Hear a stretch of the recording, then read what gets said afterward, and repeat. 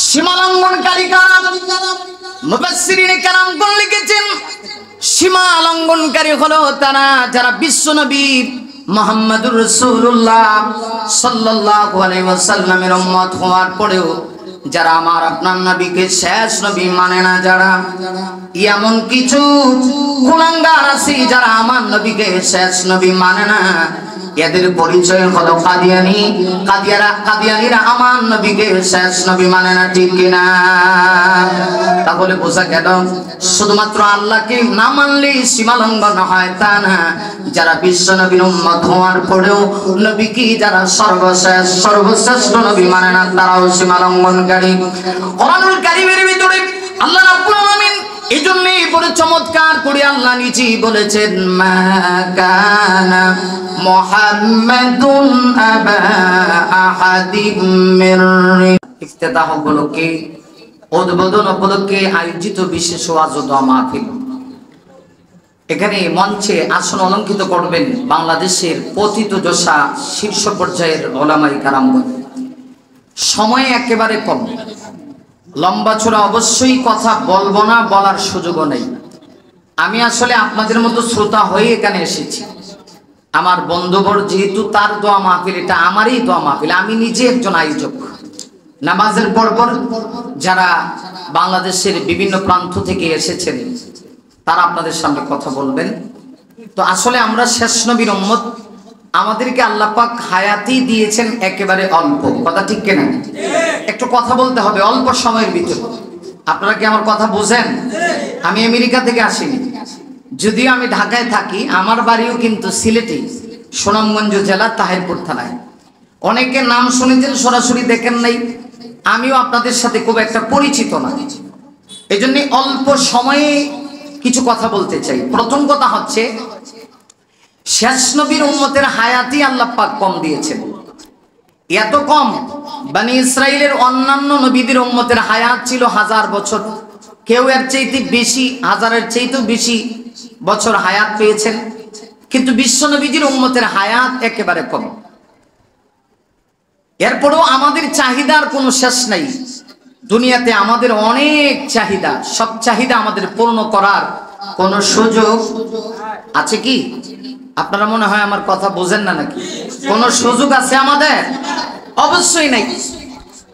দেখেন, একজন পয়গম্বরের নাম আপনারা শুনেছেন। আমি আজকে কোনো আয়াত ভিত্তিক কথা বলবো না, অগোছালো কিছু কথা, 10-15 মিনিটে সব কথা বলা যায় না। বনি ইসরাইলের সবচেয়ে দামি নবী হযরত মুসা আলাইহিস সালাতু ওয়াস সালাম। খুব ঠান্ডা নবী ছিলেন নাকি, না খুব গরম নবী? হযরত মুসা আলাইহিস সালাতু ওয়াস সালাম একদিন রাস্তায় বের হয়েছেন। বের হয়ে দেখতেছেন একজন বয়স্কা মহিলা কান্না করতেছে, বিলাপ করে কান্না করে। আমাদের সমাজে দেখেন না কিছু মানুষ, কেউ যদি মারা যায়, বিশেষ করে মহিলাদের এই গুণটা আছে মাশাআল্লাহ, কেউ যদি মারা যায় দেখবেন বিলাপ করে কান্না করে। এমন মহিলারা আপনাদের এলাকায় তো মনে হয় নাই? আছে? তো বিলাপ করে কান্না করা না জায়েজ। সবিস্তারিত মাসালা বলার টাইম নাই। হযরত মুসা আলাইহিস সালাতু ওয়াস সালাম বের হয়ে দেখেন মহিলা বিলাপ করে কান্না করে। আল্লাহর পয়গম্বর হযরত মুসা আলাইহিস সালাতু ওয়াস সালাম ওই মহিলাকে জিজ্ঞাসা করলেন, হ্যাঁ মা, কেন আপনি কান্না করেন? এভাবে বিলাপ করে কান্না করার কারণ কি? মহিলা তখন প্রতি উত্তরী জবাব দিয়া বলে, জামানার পয়গম্বর মুসা, আপনি কি জানেন না আমার 400 বছরের একটা নাবালিগ সন্তান মারা গেছে? সুবহানাল্লাহ।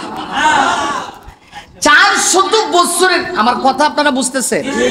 এত বোঝানোর আমার টাইম নেই, কথা বুঝেন নাই? 400 বছরের নাবালিগ এক সন্তান মারা গেছে, এজন্য আমি কান্না করতেছি। 400 বছরের নাবালিগ, তাহলে বালেগ হইলে কত বছর হইব? কথা কি বুঝেন নাকি? একটু কথা তো বলতে হবে। হ্যাঁ, হযরত মুসা আলাইহিস সালাতু ওয়াস সালাম মহিলার কথা শুনে বড় আশ্চর্য হয়ে গেলেন। হ্যাঁ মা, 400 বছর আপনার সন্তান হায়াত পেয়েছে গো। 400 বছরে আপনার সন্তান বলতেছেন বালেগ হয় নাই। আপনি কি জানেন এই পৃথিবীতে এমন একজন নবী, শ্রেষ্ঠ নবী, সকল নবীর পরে পৃথিবীতে আগমন করবেন, যিনি শুধু নবী তা না, যিনি ইমামুল আম্বিয়া, সকল নবীদের ইমাম, সকল নবীদের নেতা, আল্লাহর সৃষ্টি জগতের প্রধান আকর্ষণ বিশ্বনবী মুহাম্মদুর রাসূলুল্লাহ সাল্লাল্লাহু আলাইহি ওয়াসাল্লাম। এমন নবী পৃথিবীর সকল নবীর পরে পৃথিবীতে শুভ আগমন করবে। ওই নবী শুধু হায়াত পাবে 63 বছর, উম্মতের হায়াত হবে 60 থেকে 70 বছরের ভিতরে। আল্লাহু আকবার, সুরে বলেন আল্লাহু আকবার। মহিলা পুরো আশ্চর্য হয়ে গেছে, নবী যদি হায়াত পায় 63 বছর, উম্মতের হায়াত তো 60 থেকে 70 বছরের ভিতরে হবে। মহিলা তো কোন আশ্চর্য হয়ে পয়গম্বর মুসাকে প্রশ্ন করে, মুসা তাহলে কি এই নবীর উম্মতেরা দুনিয়াতে ঘরবাড়ি বানাবে? সুবহানাল্লাহ, এই বছর নাই। আমি এই ঘটনা কই তো শেষ কথা বুঝেন নাই, এর চেয়ে লম্বা করার সুযোগ নেই। মহিলা আশ্চর্য হয়ে জিজ্ঞেস করে, তাহলে এই নবীর উম্মতেরা কি দুনিয়াতে ঘরবাড়ি বানাবে? হযরত মুসা আলাইহিস সালাম জবাব দিলেন, শুধু ঘরবাড়ি বানাবে না, এরা বিশাল বড় বড় অট্টালিকা বানাবে। আপনারা কি বলেন, আমরা যে বিল্ডিং বানাই, বিল্ডিং এর ফাইলিং এত মজবুত করে দেই, মনে হয় যেন আজরাইলের সাথে আমাদের একটা কন্ট্রাক্ট আছে। আজরাইল আমাদেরকে অন্তত 1000 বছরের হায়াত দেবে, অথচ আমরা হায়াতই পাবো কম। নবী যদি 63 বছরের হায়াত পায়, উম্মতের হায়াত কত কম হবে। অতএব যদিও হায়াত আমাদের কম হবে, হায়াতে জিন্দেগির সময়টা আল্লাহর কাছে অনেক দামি, অনেক দামি, অনেক দামি। এজন্যই দেখেন যুগে যুগে কিছু আলেম ওলামারা হায়াত পেয়েছে অল্প, কিন্তু এমন কিছু খেদমত তারা আঞ্জাম দিয়ে গেছেন, জাতির মানুষ আজও তাদেরকে ইতিহাসের পাতায় স্মরণ করে, তাদের ইতিহাস লিখিত থাকে এবং তাদেরকে স্মরণ করে। আমি তো মনে করি সেই ইতিহাসের পাতায় আগামী দিনে যাদের নাম স্মরণ করে লেখা থাকবে, এদের মধ্যে একজন থাকবেন আপনাদেরই শাহজাহানপুরের সূর্য সন্তান, এ যুগের হাজারো আলেম ওলামাদের, বিশেষ করে তরুণদের আইকন, ইসলামী চিন্তাবিদ বন্ধুবর কারি সোহাইব আহমদ আশরাফি। তার যে একটা জিগার, তার যে একটা ফাটা, তার যে একটা কলিজা, আপনারা দেখেন মাত্র 2 মাসে এমন একটা জান্নাতের বাগান সাজিয়েছেন, এমন একটা জান্নাতি পরিবেশ সেখানে তৈরি করেছেন। আজকে এই 2 মাসের ফসল আজকে উদ্বোধন হবে, আর এখানে আসবে কারা? যারা বাংলাদেশের পতিতযশা আলেমে দ্বীন। এতে কি প্রমাণ হয় উলামায়ে কারাম হচ্ছেন জাতির সম্পদ, রাষ্ট্রের সম্পদ, দেশের সম্পদ, এদেরকে মূল্যায়ন করতে হবে।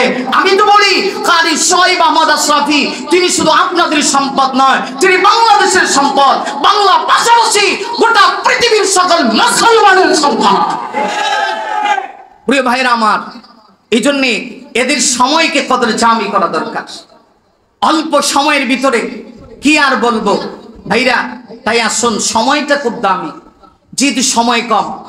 আর আপনাদের কারি সোহাইব আহমদ আশরাফি সাহেব এই অল্প সময়ের আয়োজনে যাদেরকে দাওয়াত করেছেন, বিশ্বাস করবেন অন্য কোন মাহফিলের অন্তত 5 দিন ব্যাপী মাহফিল হইলেও এতগুলি আলেম একসঙ্গে করা সম্ভব না। ঠিক কেনা জোরে আওয়াজ করে বলেন। তাই সময় যেহেতু কম, 10 মিনিট আছে তো নাকি? আচ্ছা স্যার, কইতে থাকলে তার হইতো না, কারণ যথা টাইমে নামাজ হতে হবে। ঠিক কিনা বলেন ভাইরা? এই অল্প সময়ে আপনাদের সামনে 2-1টা কথা বলার উদ্দেশ্যে কোরআন আল কারীমের সূরাতুল আবাস থেকে, সূরাতুন নাজিআত থেকে আপনাদের সামনে মাত্র 3টে আয়াতে কারিমা তেলাওয়াত করেছি। যে আয়াতগুলোতে আল্লাহ পাক কারা জাহান্নামে যাবে তাদের একটা পরিচয় আল্লাহ পাক তুলে ধরছেন। আমরা কি জাহান্নামে যাইতে চাই? না। কারা কারা যাইতে চান হাত উঠান তো দেখি। মাশাআল্লাহ, আপনারা খুব সজাগ আছেন। জুসে আপনাদের হুঁশ যায় নাই। আমাদের দেশে অনেক লোক আছে ওয়াজ মাহফিলে আসলে পরে তো জুসই ঠিক থাকে না, কারণ ওরা তো আসে কানের সুখ দেওয়ার জন্য।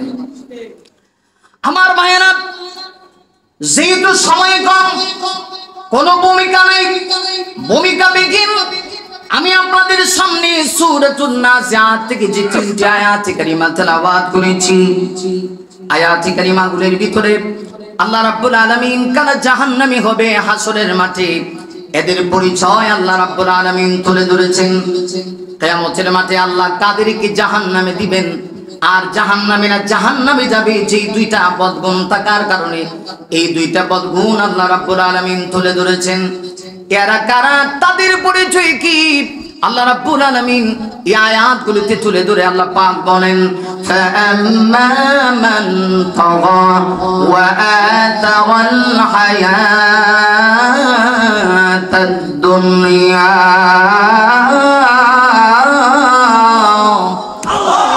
আরো জোরে বলতে হবে আল্লাহু আকবার। ভাইরা আল্লাহ রাব্বুল আলামিন বলেন জাহান্নামে হবে তো তারা এই পৃথিবীতে যাদের ভিতরে দুইটা বদগুণ থাকবে। এই দুই বদগুণের ভিতরে প্রথম তোমার আল্লাহ পাক বলছেন মান তাগা, এই পৃথিবীতে যারা সীমা লঙ্ঘনকারী হবে। জাহান্নামে যাওয়ার প্রথম কারণ হচ্ছে সীমা লঙ্ঘন করা। দুই নাম্বার কারণ হচ্ছে আল্লাহ রাব্বুল আলামিন বলেন ওয়া তাওয়াল হায়াতাদ দুনিয়া।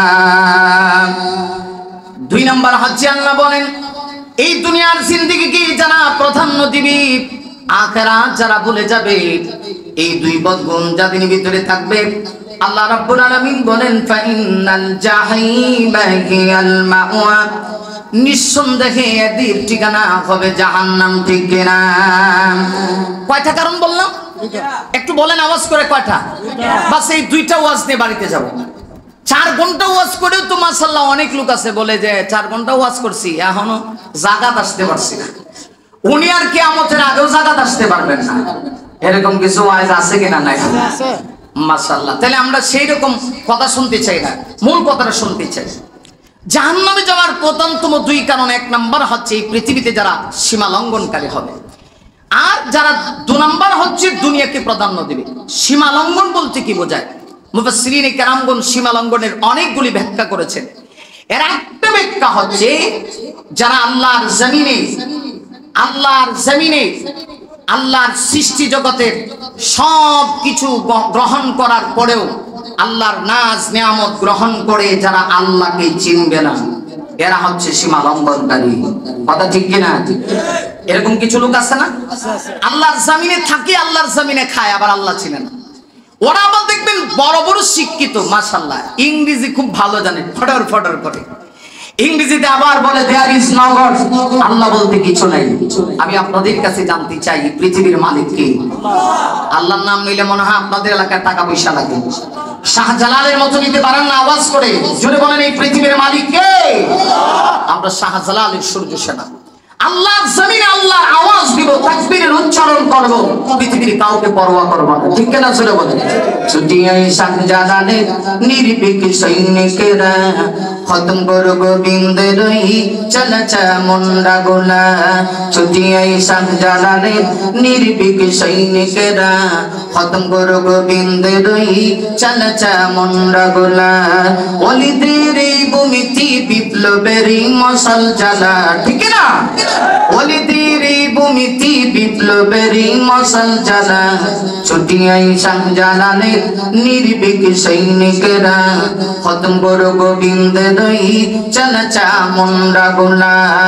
শাহজালালের বিদ্যাপীঠে আসি যারা বাবু বসতি, শাহজালালের বিদ্যাপীঠে আসি যারা বাবু বসতি, শাহজালালের বিদ্যাপীঠে আসি যারা বাবু বসতি।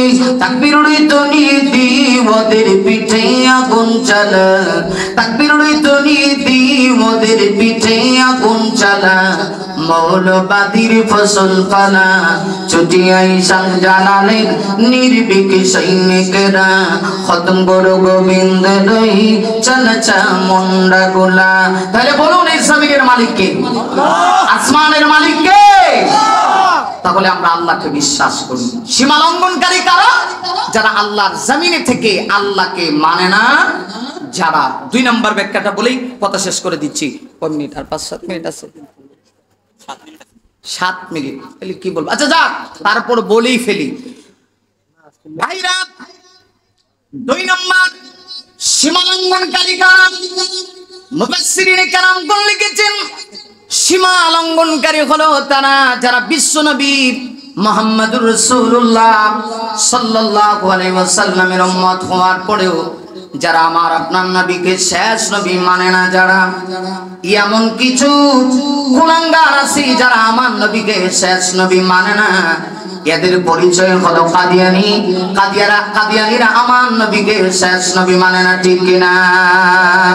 তাহলে বোঝা গেল শুধুমাত্র আল্লাহকে না মানলেই সীমা লঙ্ঘন হয় তা না, যারা বিশ্ব নবীর উম্মত হওয়ার পরেও নবীকে যারা সর্বশ্রেষ্ঠ নবী মানে না, তারাও সীমা লঙ্ঘনকারী। কোরআনুল কারীমের ভিতরে আল্লাহ রাব্বুল আলামিন এজন্যই বড় চমৎকার করে আল্লাহ নিজেই বলেছেন, মা কানা মুহাম্মাদুন আবা আহাদিম মির রিজালিকুম ওয়ালাকিন রাসূলুল্লাহি ওয়া খাতামান নাবিয়্যিন।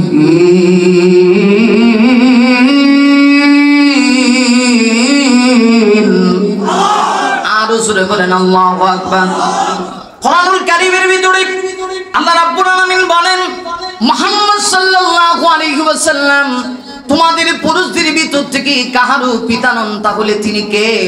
আল্লাহ পাক নিজে পরিচয় দিয়া বলেন, ওয়ালাকিন রাসূলুল্লাহ, তিনি হচ্ছেন আল্লাহ পাকের প্রেরিত রাসূল। শুধু আল্লাহ পাকের প্রেরিত রাসূল তা না, ওয়া খাতামান নাবিয়্যিন, তিনি হলেন সর্বশেষ নবী। অতএব যারা আল্লাহকে মানবে না এরা যেমন সীমা লঙ্ঘনকারী, এরা যেমন জাহান্নামী। এই পৃথিবীতে যারা নবীকে সর্বশ্রেষ্ঠ নবী মানবে না, এরাও সীমা লঙ্ঘনকারী।